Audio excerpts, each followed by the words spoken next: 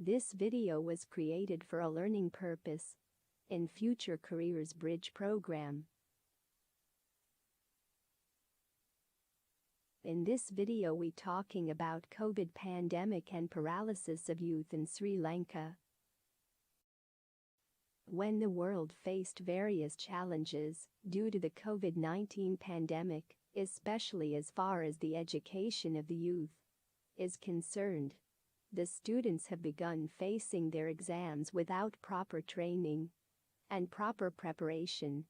Many youths are facing challenges as they have not been able to fulfill their needs, despite the efforts of teachers and the government to continue academic activities via online platforms in a bid to overcome that situation. Young students in many countries continue to face challenges despite the status of vaccination against COVID-19. There have also been instances where the vaccination of youths was delayed due to economic hardships.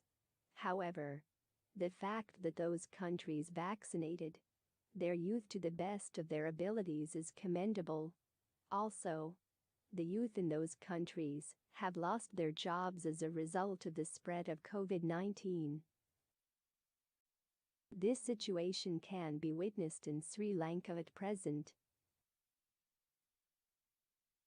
Due to that, a situation has arisen where many young people leave the country. In international relations, this diplomacy will be used as a psychology that stabilizes a country's foreign policy and leads to changes in its direction. That is because public diplomacy can build the internal abilities of a country's society. Also, it is something that strengthens public diplomacy in a country, in a society. Minority communities and religious groups unite internally and think about processes that strengthen their internal abilities.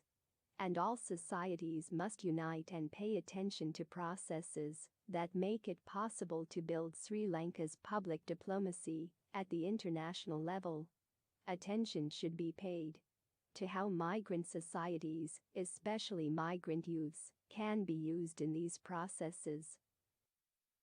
The youth need to find the background to achieve it.